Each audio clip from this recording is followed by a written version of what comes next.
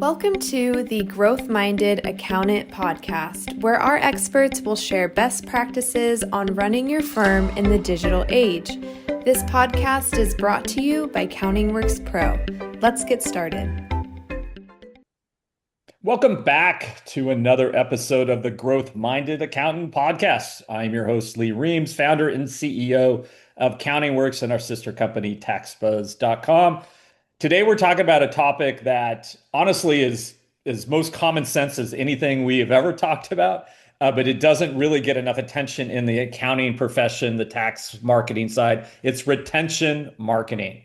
We obsess with bringing in new clients, getting referral pipelines going, ads, SEO, networking, webinars. But the truth is, if you're losing clients out the back door, you're not really growing, obviously. You're just running in place. And then to grow when you're losing, if your churn rate is too high, you got to replace all those clients. Plus, to get that 10% or 20% growth rate, you need to increase in other areas. So we're going to have a good conversation about this. First of all, I'm going to talk about why retention matters. I'm going to get into some of the math behind it just to do kind of a logical walkthrough. And then we're going to get into some best practices, things that you can utilize this upcoming season. It's easy things. Certain things are easier lifts than others.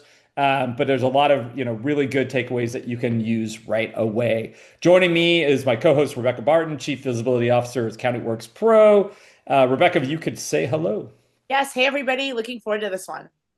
And one of the themes I want to start talking about, and I've been saying this in a lot of other podcasts, even in some blogs we're doing when we're talking to clients, but retention, it's all about protecting your moat, right? And with the world changing with AI search, whether you're bought in yet or not, it's changing, it's happening.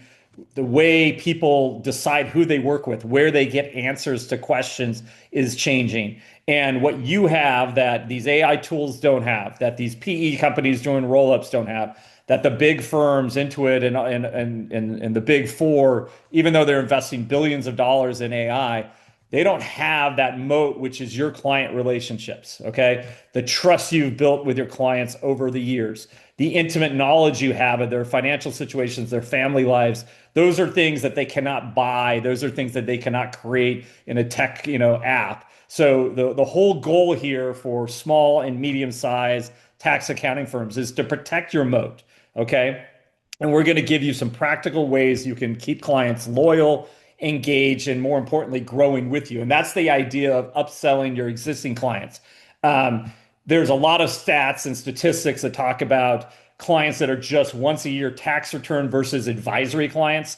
There's much stickier. Obviously, they're going to spend more money with you. They most likely will refer more clients with you and they'll stay with you longer. Okay. There's more disruption in their life if they leave someone who has a full-on advisory plan and a roadmap going versus a once a year tax return. So let's start with, I always break these into segments. I'm going to start with the first one. That is why retention matters. And I'm going to go through this in a couple of ways. So let's start. Why is it so powerful? Harvard Business Review said it can cost 5 to 25 times more to acquire a new client than to keep one you already have. Now think about that, right? That's a pretty big statistic, and it does any of the math, and you can kind of figure things out. Cost of acquisition of new clients, whatever your marketing is, if you have biz dev, if you're paying for display ads, if you're paying for an SEO company, whatever, that's a big deal.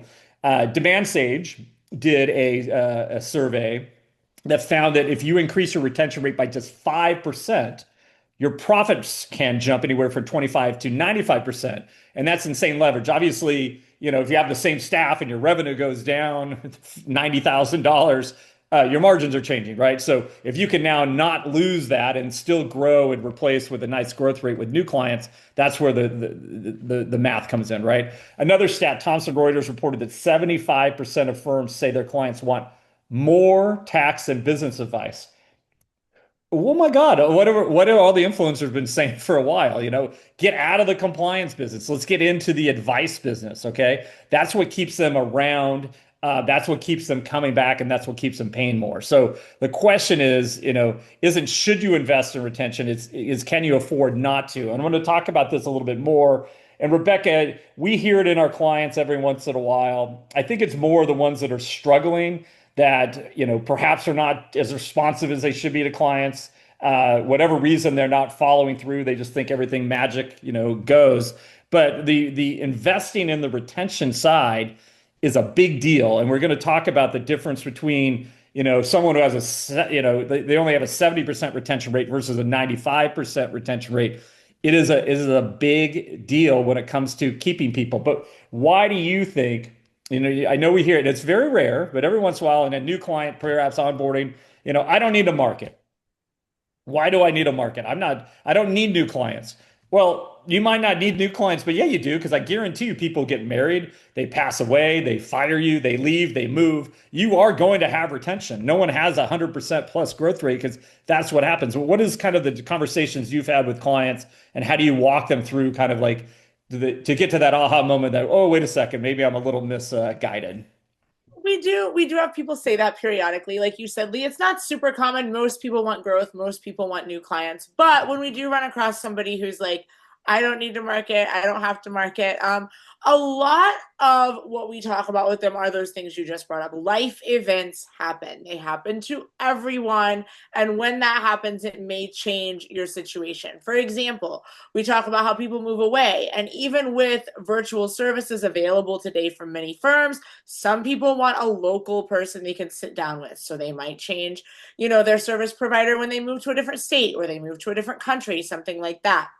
You also run into, like you said, deaths, especially for our clients who have older clientele. We do talk a lot about getting younger people who are maybe, older Gen Z, millennials, people who now have more of the means that they might need some complex tax planning. They might be starting a business. They might be doing a bunch of side gigs, have a lot of 1099s. Those kinds of people are good options to bring in as you kind of have older people who are perhaps passing away or perhaps no longer need the services for whatever reason. Maybe they've gone into a nursing home and a family member has taken over their finances.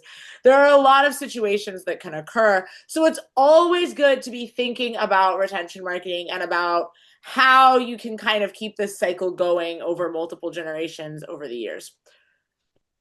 Yeah, and let's talk about this. The depends on which statistic you look at. The good news for the tax and accounting space, retention rates are fairly high compared to consumer businesses. Anywhere between 83 to 85 is kind of the average. The low performers, 60, 70% retention rate. The high ones, 90, 95. So let's pretend you have 100 clients. Your retention rate is the average, 85%. You lose 15 clients. So just to break even, you need 15 new clients. And if you want to grow 10%, that's another 10. So you need 110 clients, right? So you actually need 25 new clients. So that's a quarter of your client base in new business every year just to move forward.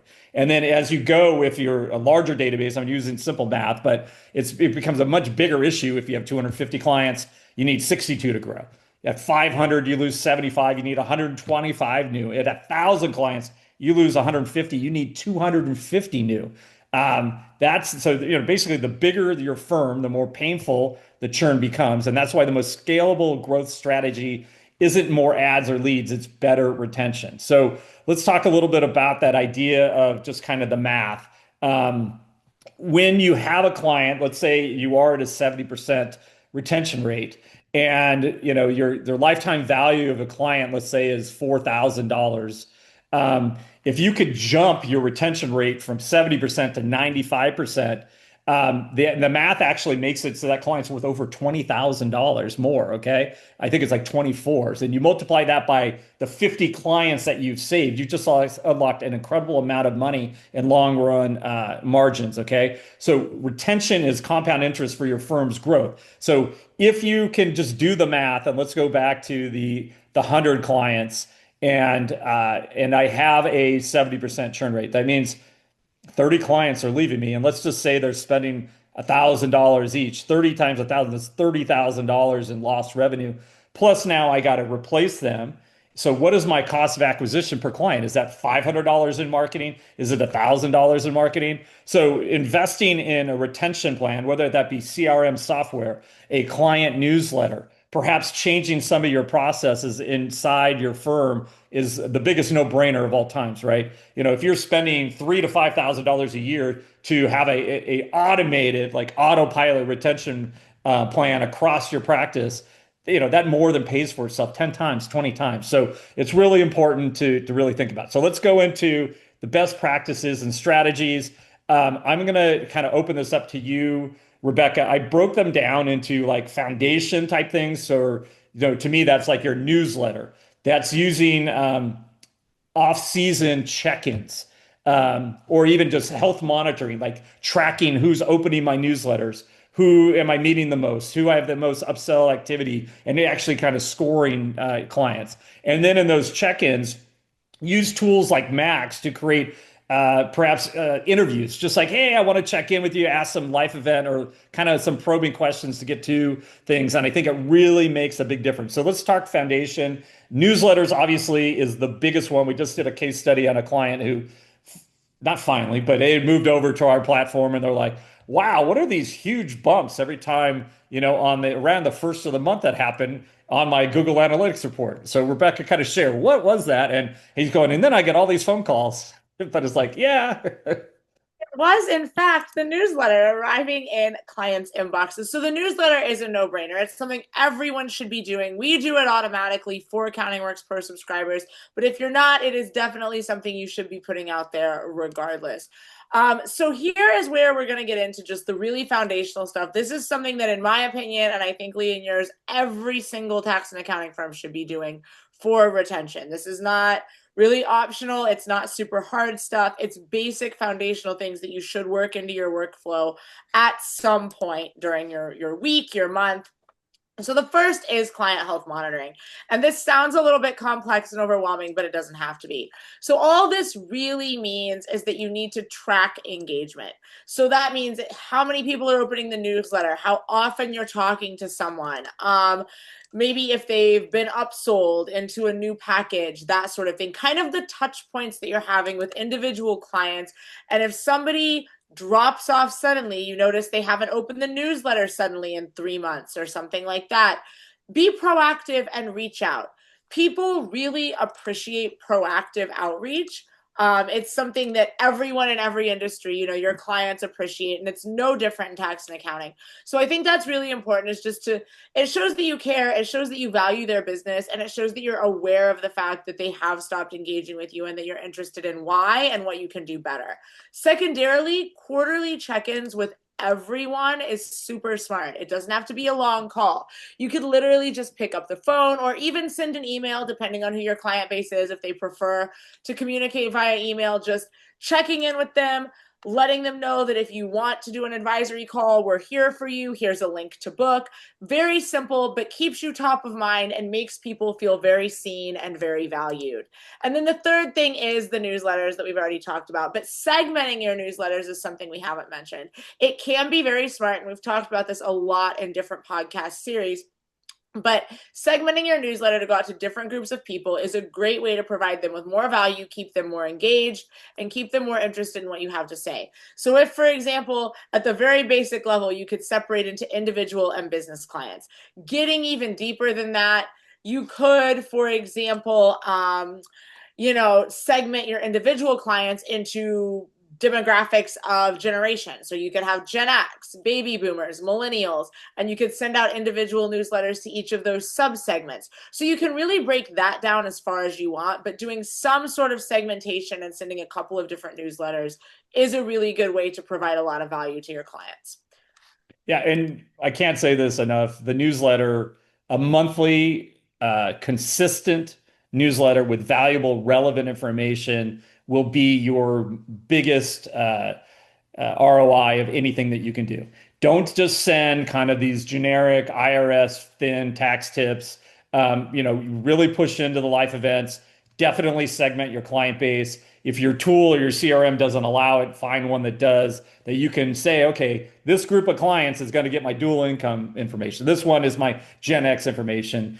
And it really it makes a huge difference in the retention rates, the referrals, and more importantly, people reaching out and asking questions. It feels more personal to them. I think it's a no-brainer. So let's go into the intermediate level. I have 4 things here. Some of them are a little more labor, a little more, oh, do I really want to do this? Perhaps you can get an assistant to do it. Some of them are just easy, like a win-back campaign, create a series of emails, or in emails with an outbound call, perhaps.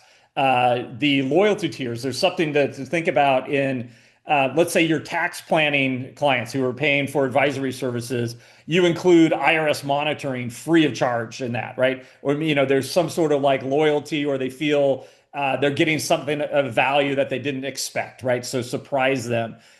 We say surprise and delight, which is what I just said, which send a handwritten note, or even if it's just a text or an email, something you saw someone do something in the community. Perhaps they got an award, perhaps they were recognized for community service, whatever it is, just to be a little more personal, right? So people really appreciate it. It doesn't take more than a few seconds to do that. So spotlight a client maybe in your newsletter, a great way. People appreciate it. They see others spotlighted. That helps their business. That helps them, doing little case studies about them, perhaps. It brings business to them. Really, easy ways to do it. And then this one's a little more heavy lifting, but if you use a tool like Max or ChatGPT, create some micro courses, or even, get into, like even like little email campaigns. We're doing playbooks for these. So we do these for our clients, and like we'll do a series for zero users, for example, or QuickBooks users, and it will talk about tips and ways to use the tools better. Perhaps you have one on dual income clients, and this is again, someone near retirement. Clients feel educated and supported. But Rebekah, go into details of kind of what you think of my intermediate list here. Winbacks this is the best one, because you would be shocked how many people. We just talked about it today. We had a client who was with us for a long time, left us for a couple months, and came right back and almost apologized. I have no idea what I was thinking. I was sold by some salesperson that told me all these things they were going to do, and they're not even close to you. All we do is we send win-back campaigns as well. We get X percentage every single time we send them. So really big win, really easy. I think these are great. And I think they are something that everyone should be doing. If you want to put in a little more legwork, a little more elbow grease, these are not that hard. They're things that you can definitely do and that will definitely help you. So I think the micro courses are perhaps the most intensive, but once you create them, they will run. You can set them up very easily, drip campaigns, and then you have it built out. It's ready to roll for whenever you want to do it. You can send them even a couple times a year if you want to. You can send them to different groups of clients at different times of year. So I think that's a really good way to provide value to people. Perhaps if you do one on college savings, for example, you could send that out annually at the appropriate time of year to people whose kids are nearing college age, or who are, becoming parents for the first time even, and how they can save over the course of their children's childhood. Loyalty tiers are also a good idea. Especially as we just discussed, people are wanting more advisory, people want tailored services, and people love to feel special. So by offering loyalty tiers, which is something that you see a lot in retail, a lot at restaurants, that type of thing, but not so much in the service-based industry, tax and accounting world, I think that's a really great idea, because it's something that's going to make people feel like they're getting exclusive access, and then they're not going to want to leave you, because they're suddenly getting all of these little perks just for being your client. And people really do love to feel special, even if it's not something huge, even if it's just a webinar on retirement planning, or, a webinar on a business health checklist, or something of that nature for your small business clients. There are a lot of things you can provide that aren't going to be labor intensive for you, but they're going to provide a lot of value and create a lot of trust between you and your client base, and make them likely to stick with you for a long time. And then I think that feeds directly into the make it personal, surprise and delight section. So there's not a lot more to say on this one, but it is a great idea to just send a baby gift when someone has a new baby, send a graduation present, send a wedding gift, maybe a Christmas ornament to all of your clients. Something like that can go a really long way toward just making them feel like you care and like they're making a good decision by sticking with your firm for the long term. Yeah, these are all good. Now I'm going to get into advanced, though I'm not sure how advanced they are anymore. They just take a little more effort, a little more planning, I would say. One of them is do like an annual or biannual shredding event in your community. So whether that be paper shredding, perhaps it's recycling of computers, partner with a local computer recycling company that is certified, obviously. We want to make sure, but like talking about creating goodwill for your clients, the shredding side. I trust you. It's a way AI could be there and see people as they come and drop off, and we can have a real quick conversations, but like really big kind of value adds. And it's a great way to partner, with some other vendors in the area. I think that's a good way. AI personalization. So, sending birthday cards, anniversary messages, recognizing holidays, recognizing personal, after a life event, birth of a child, whatever. You try to track all this. There's ways that a lot of AI tools are able to do this. Maybe they're getting ready to sell a business, or you saw some promotion in LinkedIn or something. There's a lot of ways to track this. Just another way to kind of personalize things. Great referral partnerships. So perhaps you can turn some of your loyal clients into advocates by rewarding them for sending you clients, right? Perhaps you co-brand some content between the two of you. Perhaps this is kind of in retention a little bit on this, like expanding into family office type services, meaning you have a network, you create a network of the best estate planner, the best life insurance, the best realtor, and then the best attorneys, for, business, QSBS stock, whatever, financial planners. And I think you can get this group to work together. You kind of create perhaps this as like a peer group of like a mini family office. It's another way to really help with retention. They don't think of you as just a source for tax prep or just a source for income statements, thing like that. A little more advanced, and we're kind of working on some things now. We're not quite there, but doing dashboards and benchmarking. So give clients some real-time KPIs that are different than what they see in like QuickBooks. Perhaps you consolidate multiple databases. You can compare how they're doing to peers. I think that's really nice, and it's in that dashboard. There's so much information that they get used to kind of looking at it. So leaving you becomes a little more painful. So the goal here is to make it so you're so responsive, you're so outreaching, into these life events that they're not missing things. So meaning they come in at a tax appointment, and if you've done zero retention marketing, you sent zero newsletters, you've not done any webinars, you haven't done any outreach, and your client made 2 or 3 decisions through the year that you can't undo, that you're not really doing your job. So it's much more than just retention. It leads into the upsell opportunities. It really does add a lot of opportunities for you. So retention in practice. Think about it. If a client you're sending the client newsletter, for example, and they don't open the last 3 or 4 of them, that might be a time to do a personal check-in. Maybe they've been traveling. Maybe they're just, hey, I'm too busy. I don't want to look at this. But if you've never really proactively outreached to see if there's something going on, perhaps maybe they are interested in a free planning session, or maybe there's things that you can offer them, or at least talk to them that you didn't even know existed, right? So retention should not be passive. It should be proactive. You want to pay attention before the client drifts away. And that's why a lot of these things, the monitoring is kind of the best practices, so to speak. So let's close this up. I think Rebekah, is there anything that I didn't cover in kind of the retention side? I think we've given the math.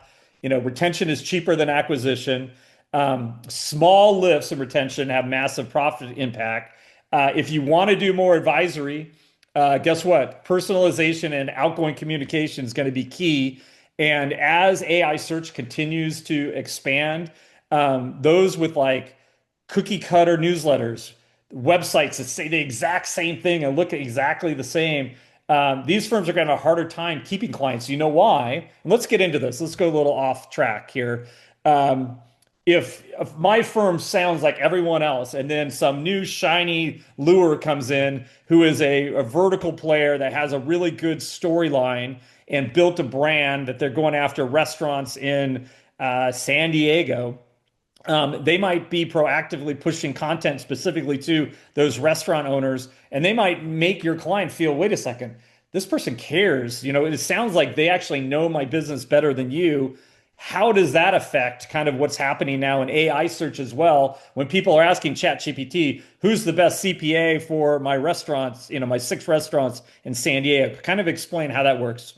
Yeah, so what we're calling this within the industry is GEO, generative engine optimization, which basically is SEO but for generative search, so AI search.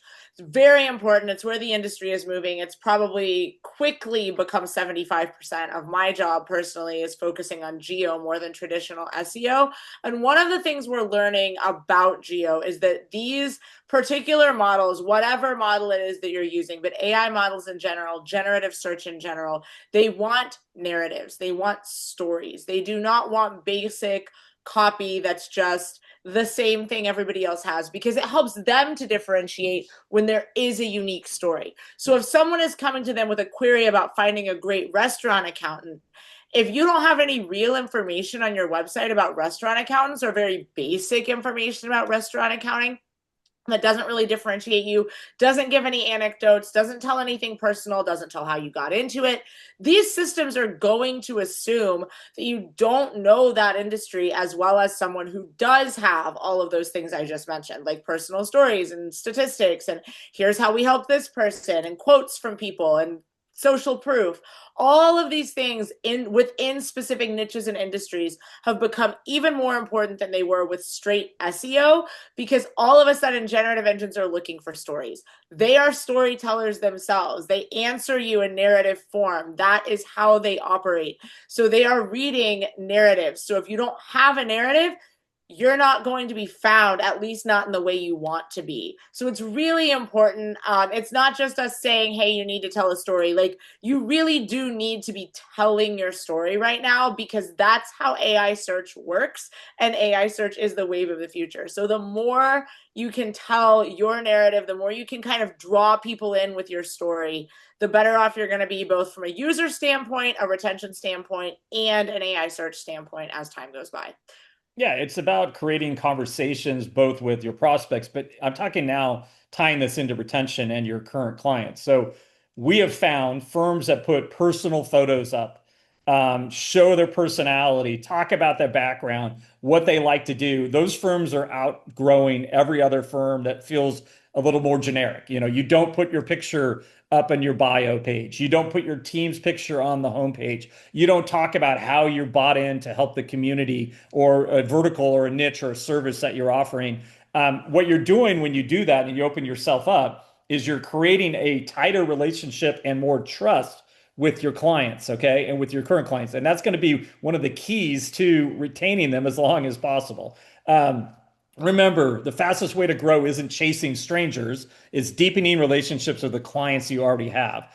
At CountingWorks Pro, we have built out an entire retention playbook, from newsletters to upsell campaigns to life trigger events.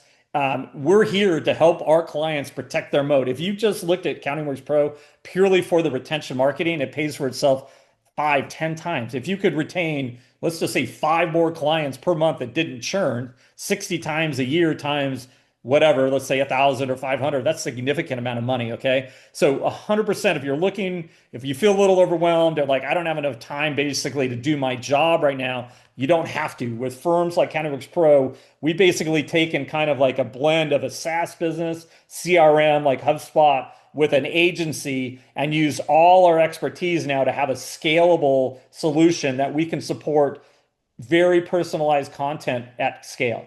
And it's amazing. So if you're interested at all in what we're talking about, visit us at countingworkspro.com. Love to hear from you.